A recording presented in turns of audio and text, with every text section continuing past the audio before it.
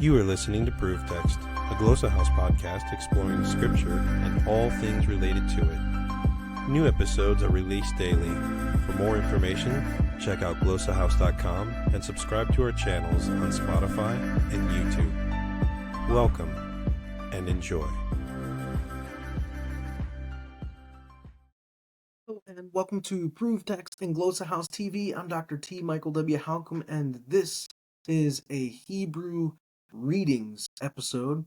And following this one, we'll have a Hebrew Growcabulary segment, and following that, a killer episode from Christ in Classics, where Colton Moore interviews his friend, Dr. Let's see, I want to get his name here.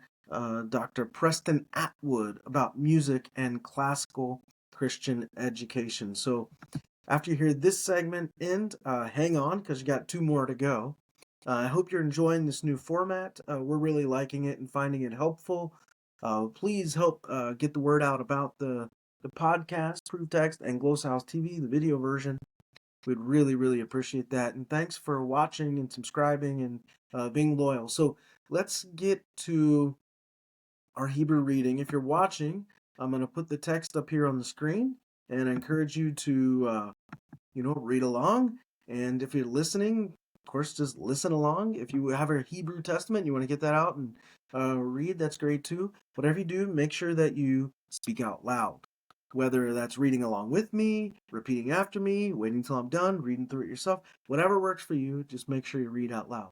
All right, I have Malachi 1:9 up. We've been reading through Malachi for a little bit now, and we're at verse 9.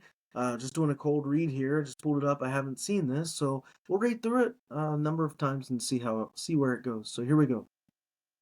V'ata chalu, v'ata chaluna, v'ata chaluna. So we have v'ata, v'ata chaluna, v'ata chaluna. And I like to get that guttural there and with the ayin. V'ata chaluna, v'ata chaluna. Fnei el. So v'ata chaluna fnei el. Vi chanenu. Vichanenu. Fnei el vichanenu. V'ata chaluna. Fnei el vichanenu. All right. V'ata chaluna. Fnei el vichanenu. Fnei el vichanenu. Mi yedkem. Mi yedkem. So fnei el vichanenu. Mi yedkem. Hayata. So mi yedkem hayata. So v'ata chaluna fnei el vichanenu. Mi yedkem hayata. Zot. So you can do zot or zoat. It depends how you want to treat this olive here. So you have zot or zoat. Zot or zoat. Hayisa. You got the scene here with the dot in the middle, so you're going to get the double there. So hayisa, hold it out just a second longer. Zot, zoat, or zot. I'm going to do the aleph because I like to do that. So zoat, hayisa, zoat, hayisa, mikem. So you have miyadchem, hayata, zoat, hayisa, mikem. And then here you have panim amar, mikem panim amar, Adonai, or Yahweh. Mikem panim amar Yahweh. And then here you have Oh yeah, so this is zoat, not zoat. Here you have, then you have tseva, tsevaot, tsevaot. Now a lot of people do tsevaoth. I don't do that with that T there. I just do a T. So again, different people do it differently, and you'll see that verse 8 ended with this word, and also that this appears in verse 9. So you got some maybe parallelism going on there. So vayata chaluna, vayata chaluna, pene el vihanenu, mietchem hayata zoat hayisa michem panim amar Yahweh Tzevaot. All right, let's try this with the pointings, the Dagashim and the Nikodem off. So let's see. Here we go. Go back to verse 9, Malachi 1:9. And here we go. So we have Vayat Chaluna, Vayat Chaluna V'ni'el Vichanun Vichanun V Yechuna V Yechanuna V'yechanuna miyedchem hayata. All right, so we have v'ata chaluna v'ni'el vayechanenu miyedchem hayata zoat hayasa mikem panim amar Yahweh Tzevaot. All right, one more time here. Vayata chaluna pani'el fani. All right, so let me start over. Vayata chaluna fani'el vayechanuna vayech. I'm struggling with this. Vayechanenu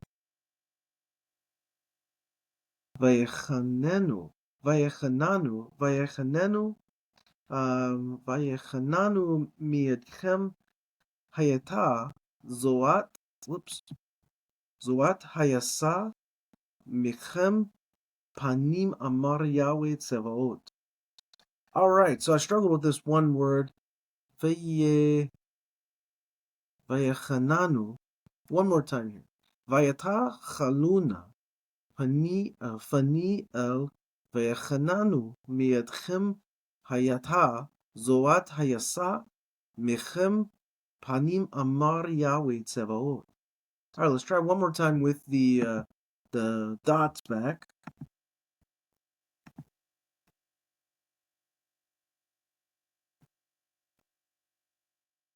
So yeah, I was struggling with that one word and trying to figure out the pronunciation without the pointings here. So we have vayichanenu. All right, so here we go. Vayata chaluna fane el vayichanenu miyedchem hayata zoat hayasa mikem panim amar Yahweh Tzevaot. All right, not too bad. This is why you got to practice reading out loud. You don't worry about mistakes. Embrace the mistakes. That's part of gaining fluency in this way. But this is a great example, watching this or listening to this, of why you got to read out loud. And when you're working with Hebrew, working with the Nikodem and the Dagashim, the dots, the pointings, there and not there. It's important to work with both. All right, friends, that brings us to the end of our reading of Malachi 1:9. Up next on the docket is our Hebrew Growcabulary, so you're going to hear a little music here. Stay tuned for that, and then after that, Christ in Classics. All right, I hope that helps.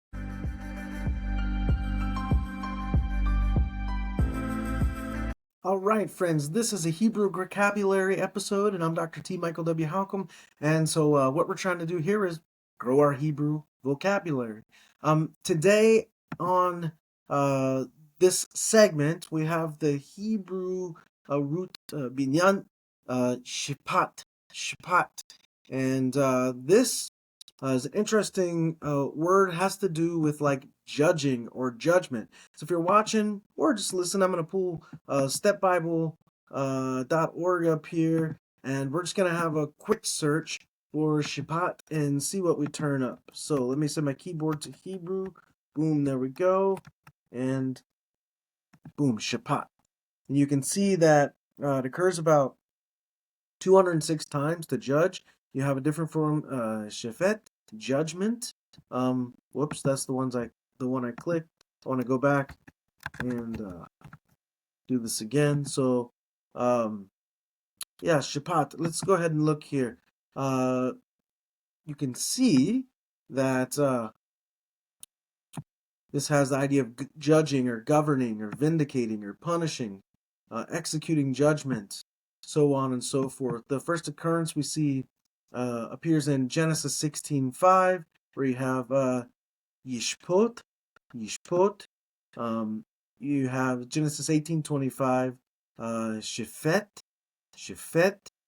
And Genesis 19:9, you have a couple different forms. So you have vayishpot, and then followed immediately by shafot, vayishpot, shafot. You have in Genesis 31:53, yishpatu, yishpatu, and Exodus 2:14, veshefet, veshefet. Yeah, so you can see that shipat, or in some cases shifat, will, has the idea of judging, shipat, shipot, and so on and so forth. Yeah, so as far as a mnemonic device goes, shipat, having the idea of to judge. Let's see if I don't have anything right off the top of my head. Shipat. Shipat.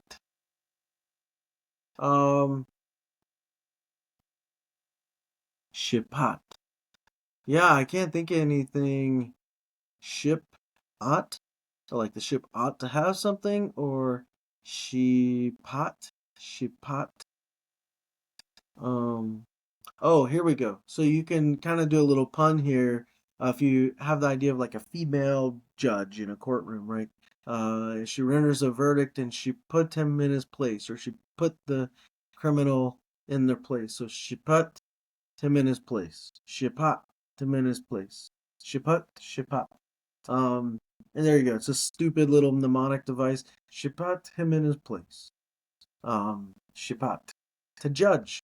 All right, friends, that's going to do it for this segment. But hang on, because we have an excellent episode of Christ and Classics coming up, where Colton Moore is interviewing Dr. Preston Atwood, and they're discussing music and classical Christian education. So I think you can find that interesting. So stay tuned. Here we go.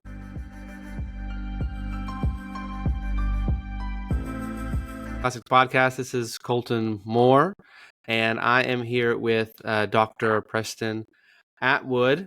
And in this episode, we are going to be talking about his new published work, Cantate Domino, a classical Christian hymnal compilation prayer book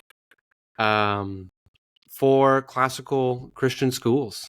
And so I'm really eager to have you on, Dr. Atwood, because my undergraduate degree is in music education, and I've developed some opinions about music in the church and music in school. And so when I saw this online, I thought, oh gosh, that would be so great to just have him on to talk through what he's published, why he's published it, and talk music in the realm of education and what's important.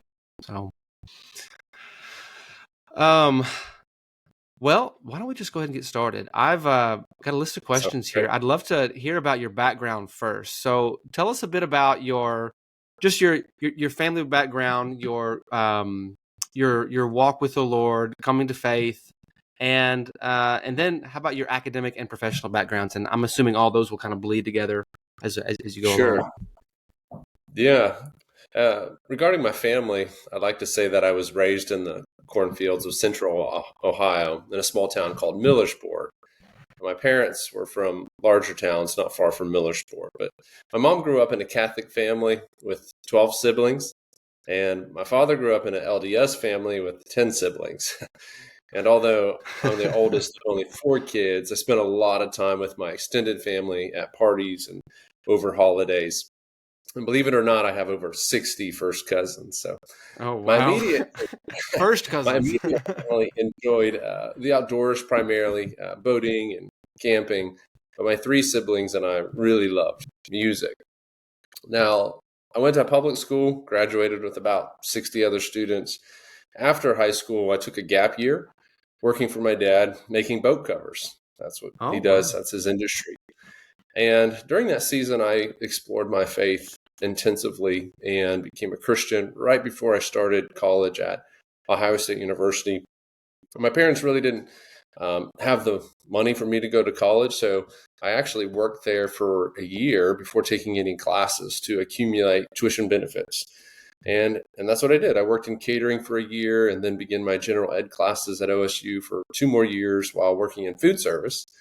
And in 2005, I got accepted into the Music Conservatory for composition, but never took a single course there in music because all of a sudden I had the opportunity to transfer to the college at Southwestern, which was a brand new liberal arts college, really an extension of Southwestern Baptist Theological Seminary in Fort Worth, Texas. Mm-hmm. Now, college isn't called that anymore. It changed to Scarborough College, and now it's called Texas Baptist College.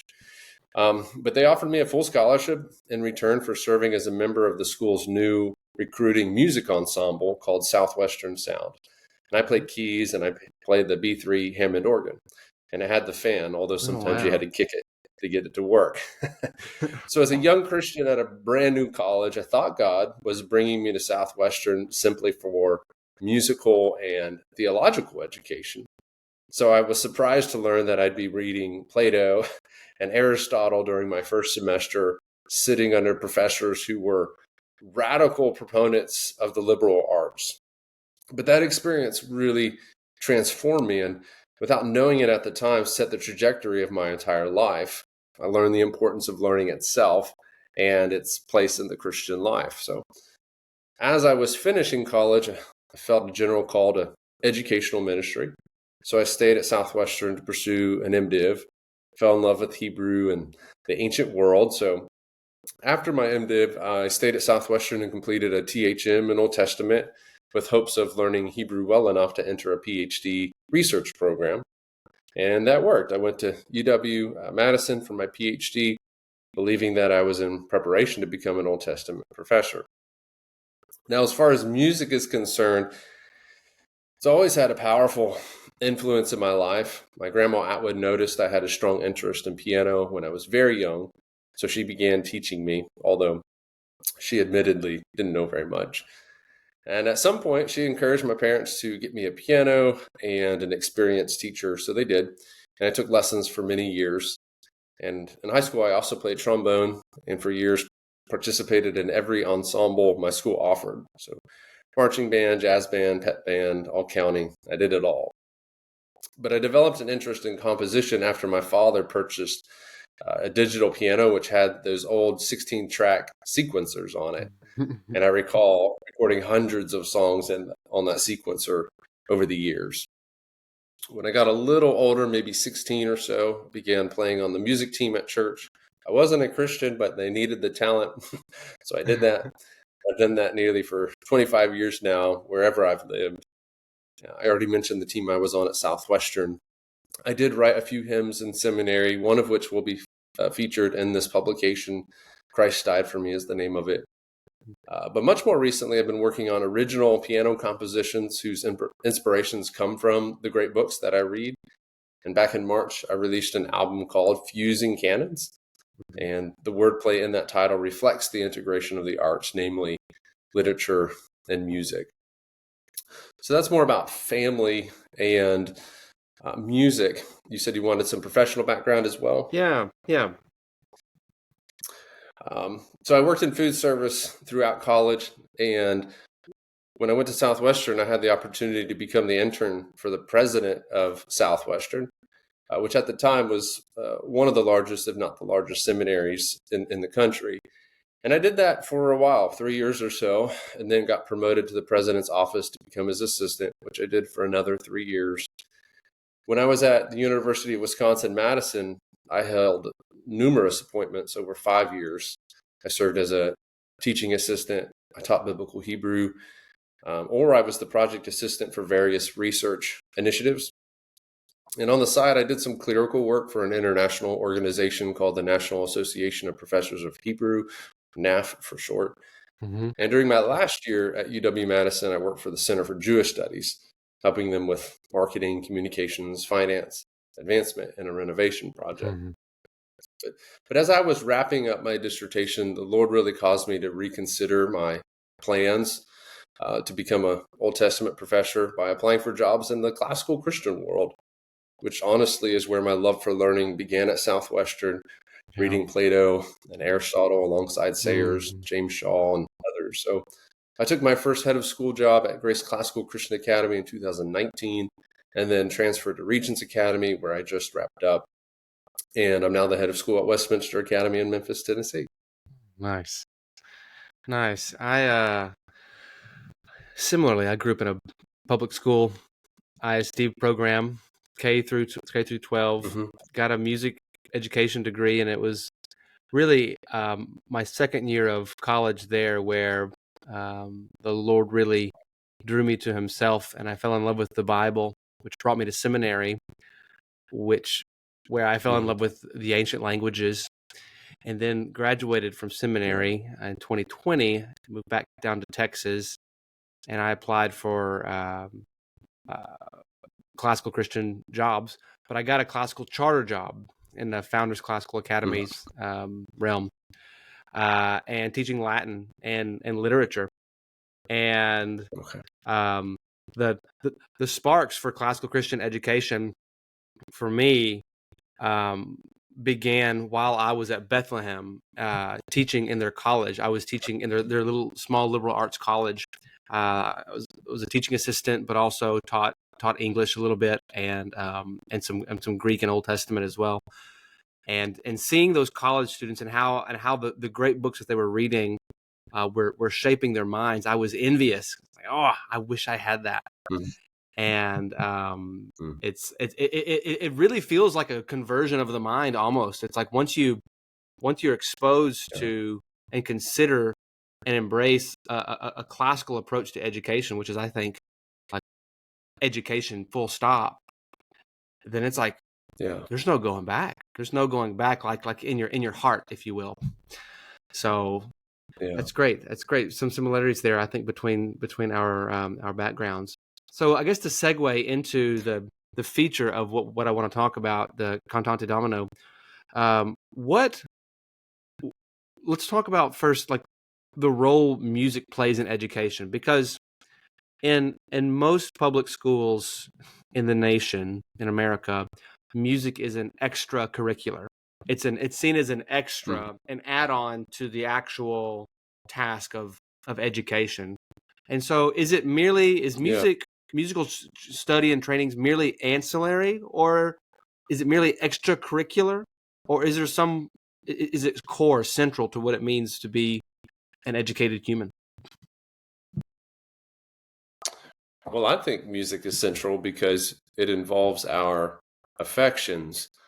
Within the classical tradition, history shows us that the fine arts are the primary vehicles through which students' imaginations and affections and emotions are cultivated. And even current research continues to demonstrate that students with musical training are more apt to thrive in their creative and critical capacities as they get older. But when you integrate the humanities by offering music, you educate the whole person through imitation and the natural enjoyment that comes from music. So when students are young, you focus on awakening and refining their loves and affections with the arts, such that when they get older and more fully rational. They can experience pleasure from the contemplation of these ideas, or what you might call poetic knowledge. And I think Caldecott says it well in his book, Beauty for Truth's Sake, when he says the road to reason leads through the ordering of the soul, which implies the necessity of an education in love, in discernment, and in virtue. So I would go as far to say that an education without music is no education at all.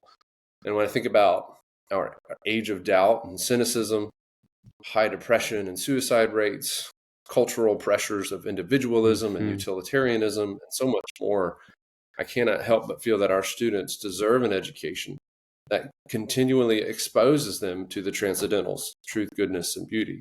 Nothing works better than art and music to bring us into realities far beyond ourselves.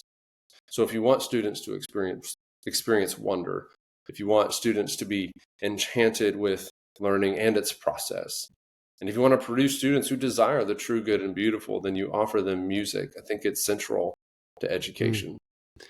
Yeah, there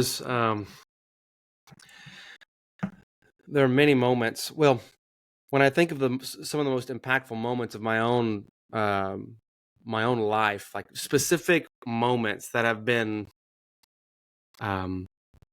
soul riveting, a few of them are when I'm on a stage in an ensemble with my trumpet in hand, and in a classical setting. One was in Carnegie Hall in New York when we played a symphony for wind band, and of course, being in that historic venue is pretty marvelous enough. But the music, it's almost like a universal language, if you will.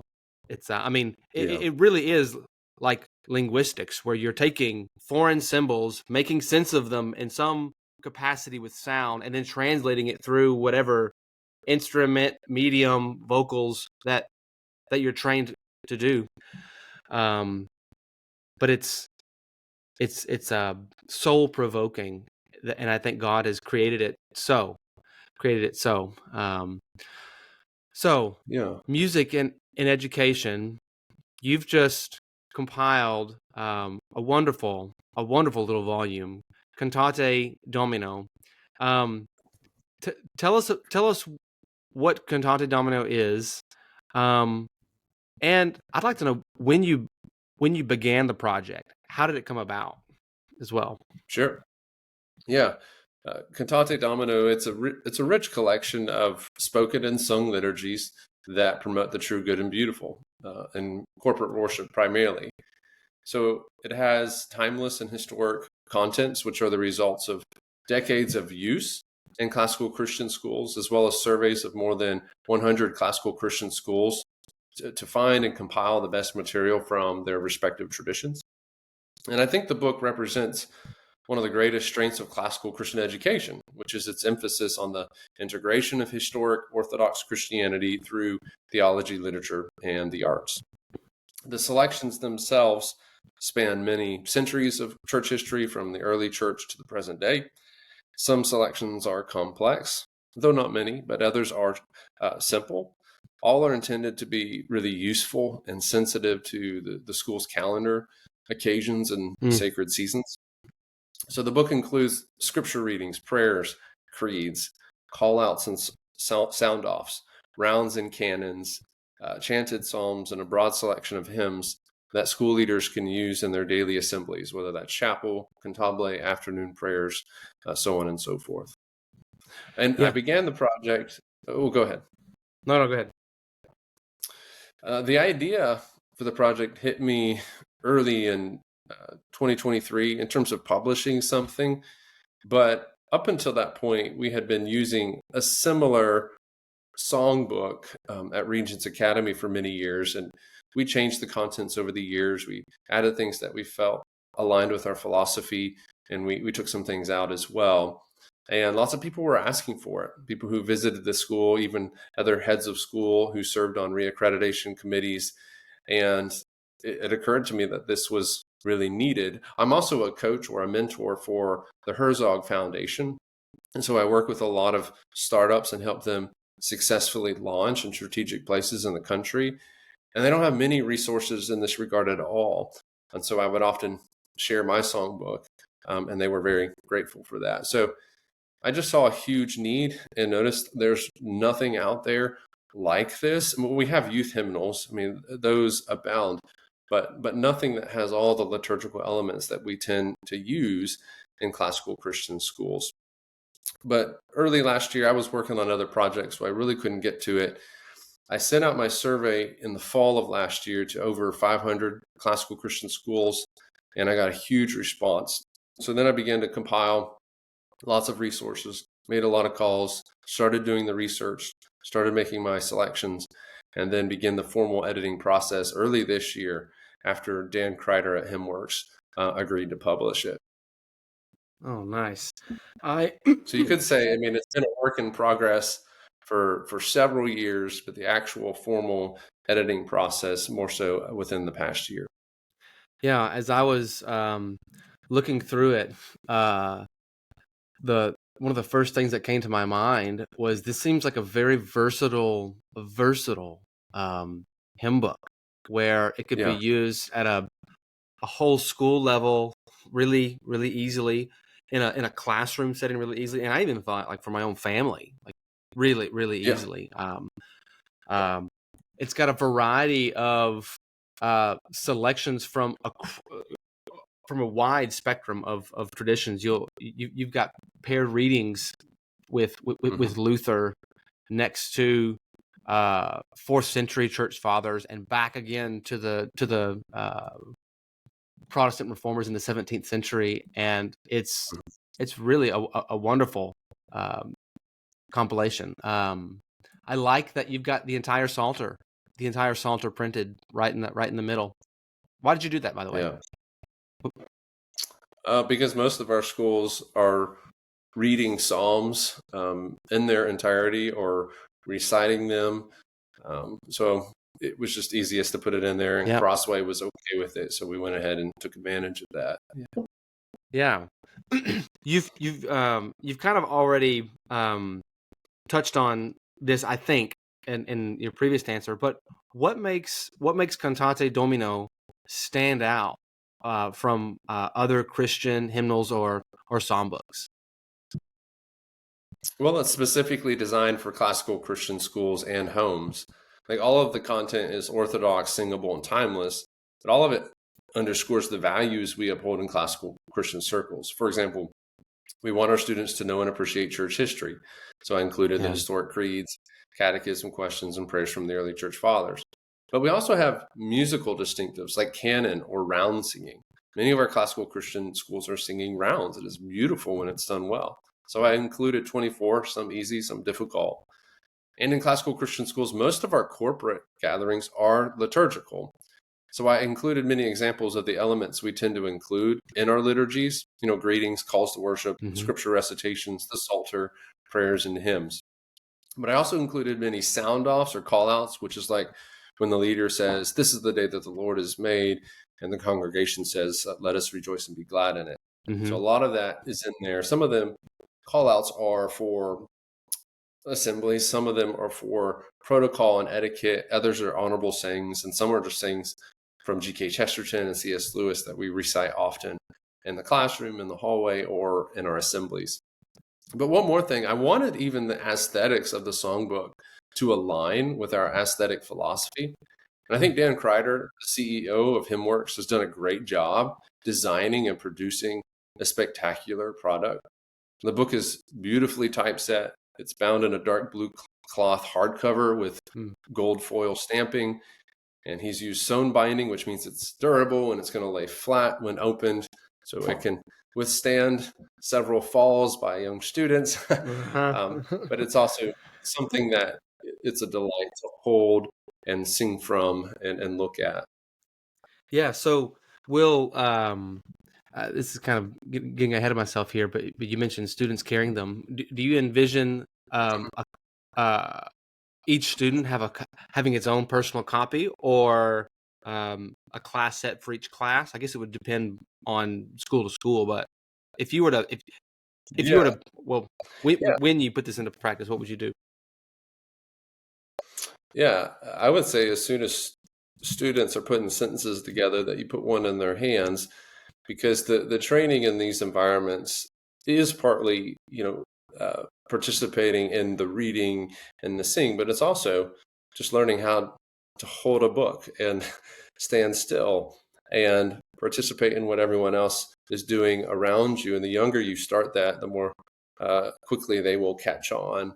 And so at Regents, for example, we would meet every single morning for what we called Cantabile, which is Italian for something worthy of being sung. There's about 10 to 15 minutes, and the entire school is there, pre-K all the way up.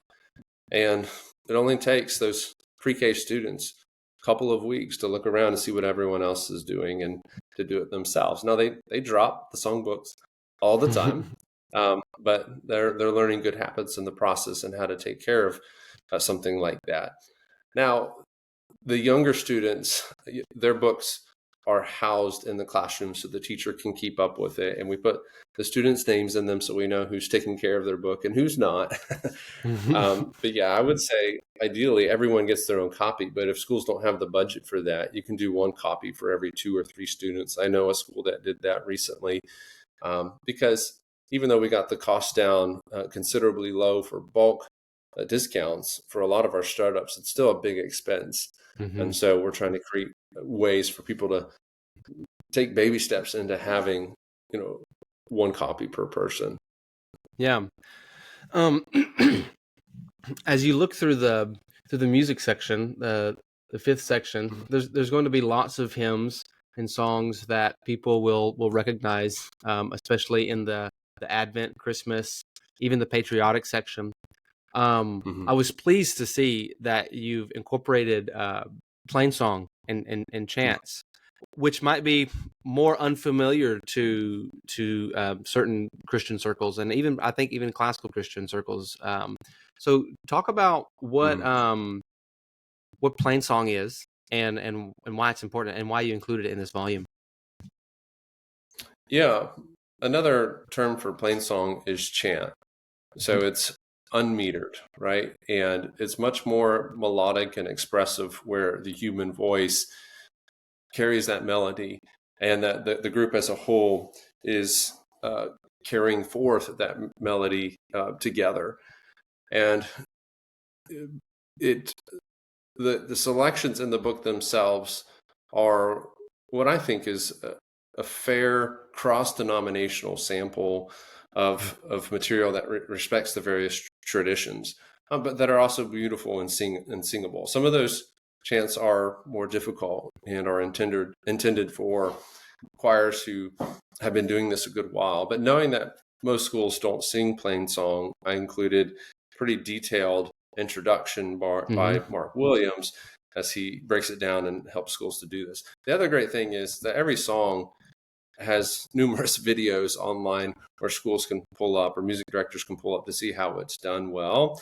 And one of my ideas for the future is to create an online hub where our schools can upload their schools putting Cantate Domino to use. And the chants and the rounds and canons are going to be one area where I think a lot of schools are going to need help because it is less familiar, as you say. Yeah, good. Yeah, I don't think I've been a part of any church who incorporates plain song into the liturgy.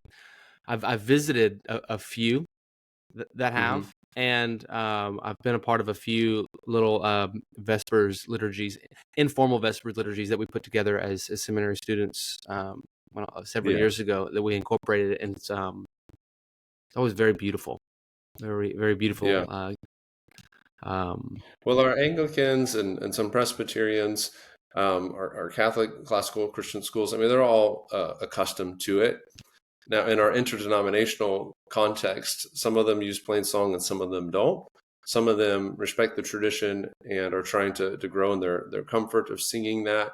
But you've got to train the students. And so that's why I put multiple unmetered things in there, not just chant but also unmetered psalms, right? Because most people are comfortable with psalms; they're familiar with the text, but they've got to learn how to sing that in an unmetered fashion.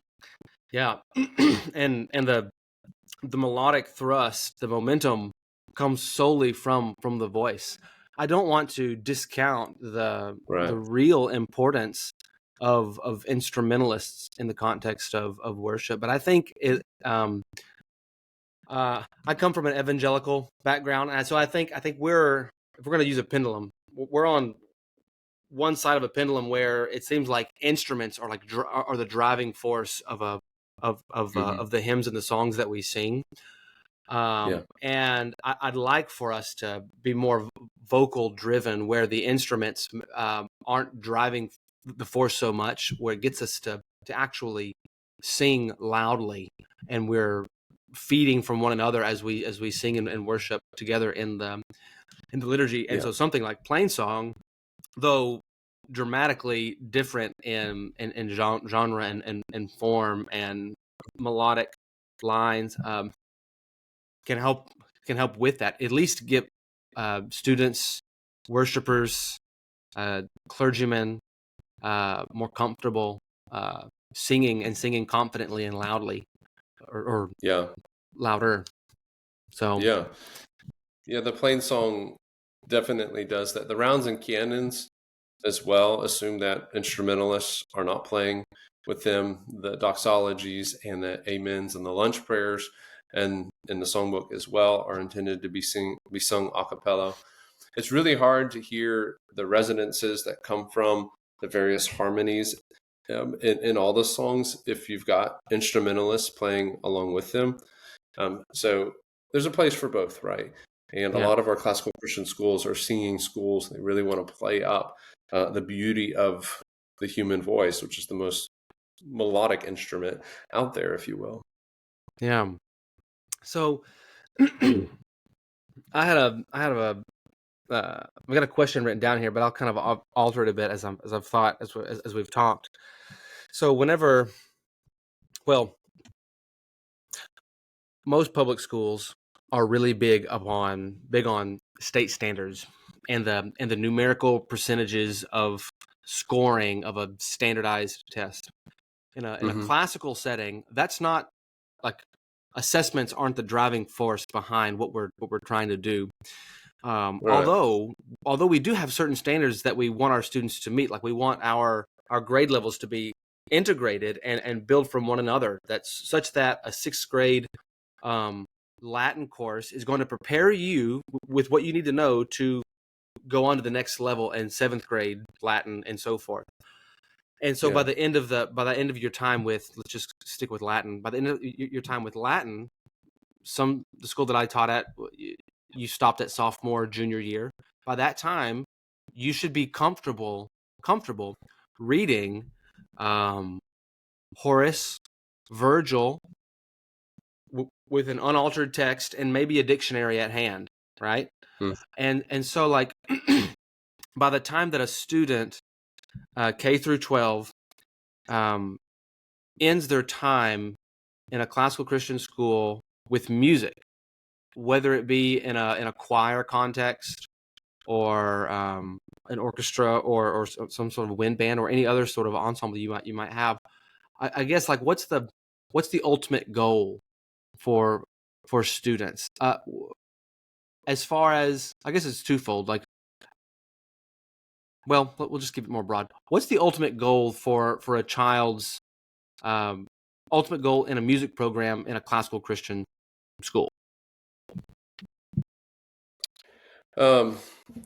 Well, I mean, I'd want to back up a step and just talk about classical education, because classical education is liberal education, meaning it liberates man from the tyranny of his own bad ideas, habits, and vices. And so in our circles, we don't ask what kind of education is most likely to make us successful, because the answer to that question changes with every cultural trend and educational fad. It's far too utilitarian. It shifts the focus from learning for virtue to learning as currency.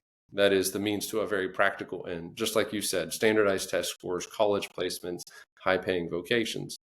Rather, we ask what kind of education is most likely to make man free and virtuous. And the truth is, ideas have consequences for good or ill.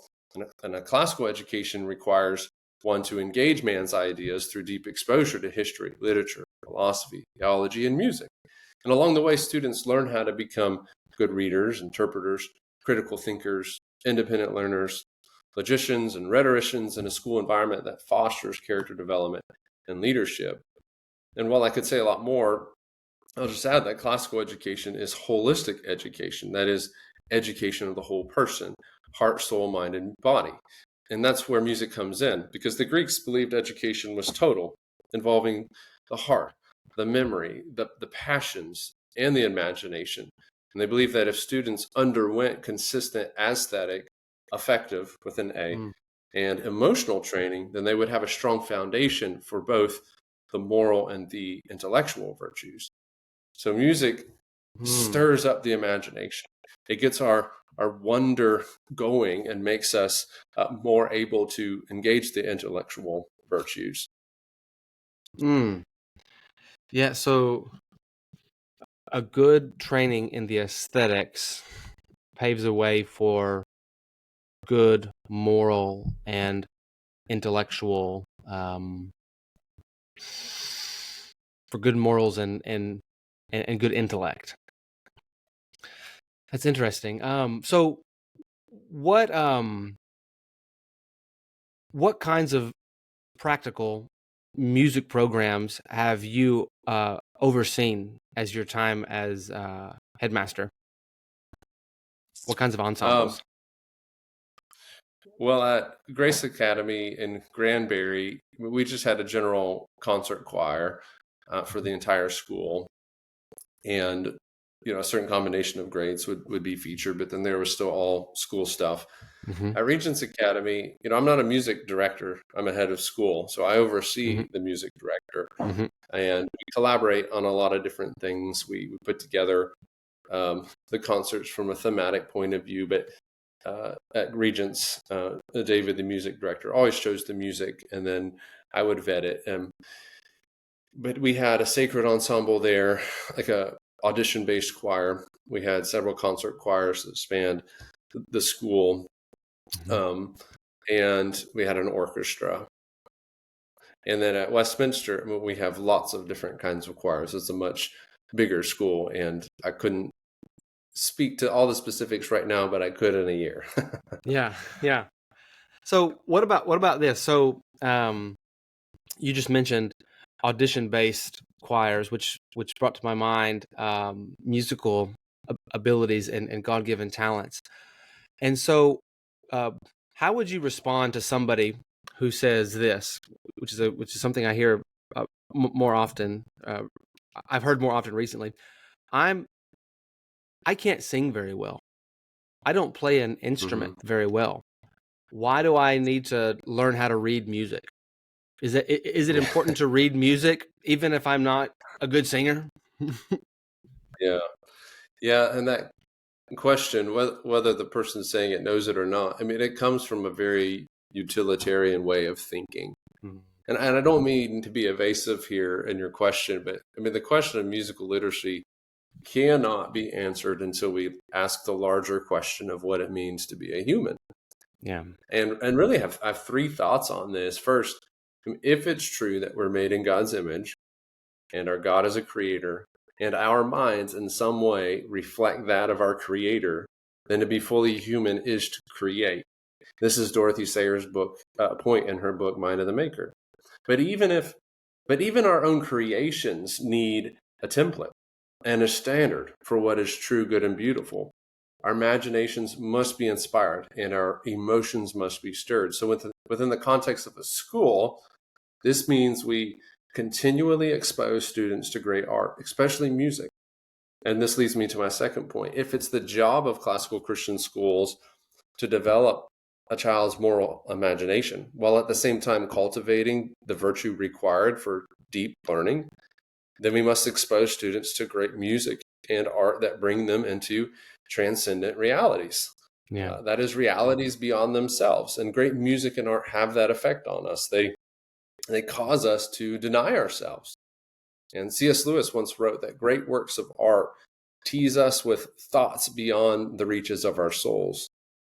And as I said before, in a culture that emphasizes so much personal autonomy and individualization, I can think of no better mechanism than the integration of theology, literature, and the arts to remind us of how small we are as individuals, but also how interconnected we are as humans. And third, musical literacy is aesthetic and emotional literacy. And this is what our students don't understand. But as educators, we need to know that aesthetic and emotional literacy are necessary for moral and intellectual training. And this is where the Greeks got it right. However, with Christianity, it fully informs the fact that the nature of a human being involves the unification of both body and soul. And this is what C.S. Lewis refers to as cultivating the trained affections in his Abolition of Man. Affectional training, or training of the emotions, is foundational and formative for all subsequent education, resulting in human flourishing and the liberated soul. And of course, within Christianity, we praise the creator of all this beauty and order as the result of having our own affections stirred for his worship and glory. So back to your question, yes, all students should become musically literate if we want them to flourish as creators, as being equipped with powerful moral imaginations and the ability to love things in their proper order, and grounded in transcendent realities. It's a long-winded way of answering the question, but I feel like there's a question before the question we've got to ask. No, that's great. That's wonderful. That's wonderful. So I often get asked the question, well, Colt, you're an English teacher. You teach Latin. You teach Greek. Well, why'd you go to school to be what are you doing with your music degree? Are you teaching lessons? Well, I've taught lessons for 10 years, but I haven't done much in a band program, which is what I got the degree for, since my student teaching years. Well, you've regretted it all? I said, no way.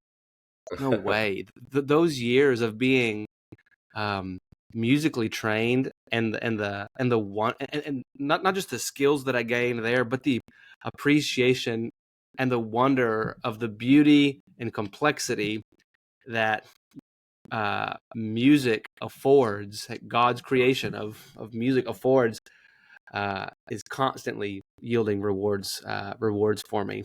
And I believe it.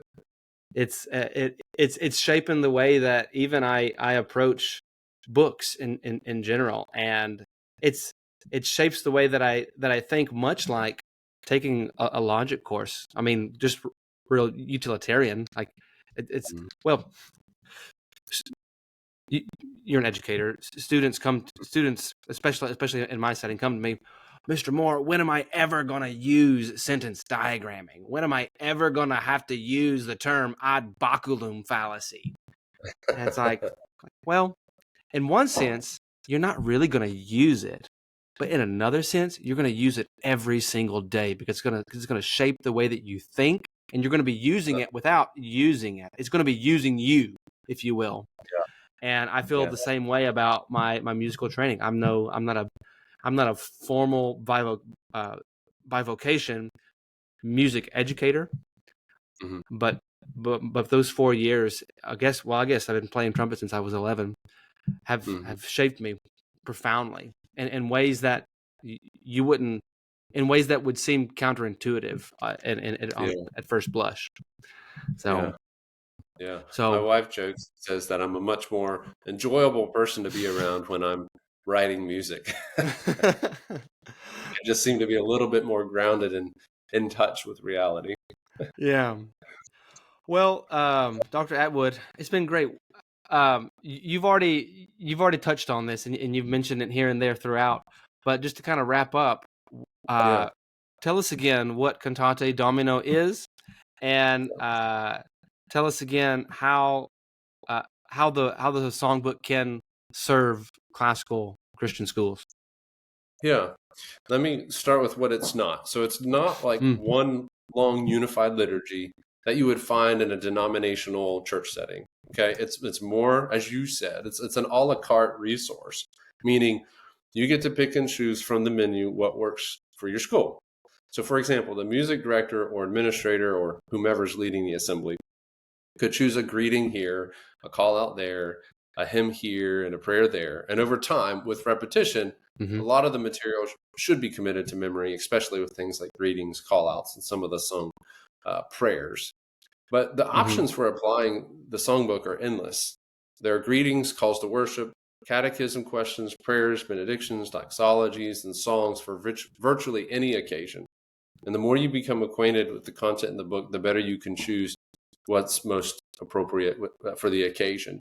So I already know of schools who are encouraging parents to buy copies and to use them for family worship, to facilitate at home the very thing that's being emphasized at school. Schools are buying them for classroom recitation, prayer, and hymns. Some schools will do like a hymn of the month, a virtue of the month. They'll do hymn sings, they'll do Christmas caroling. They gather corporately to sing a lunch prayer. Some schools will adopt like early church father prayer for a schoolhouse. I mean, there really are an endless amount of ways that you can use the book. I just try to put all the content that we're using in one spot so that we can all use it legally without having to distribute illegally, and in a really functional resource. Yeah, great. That's great.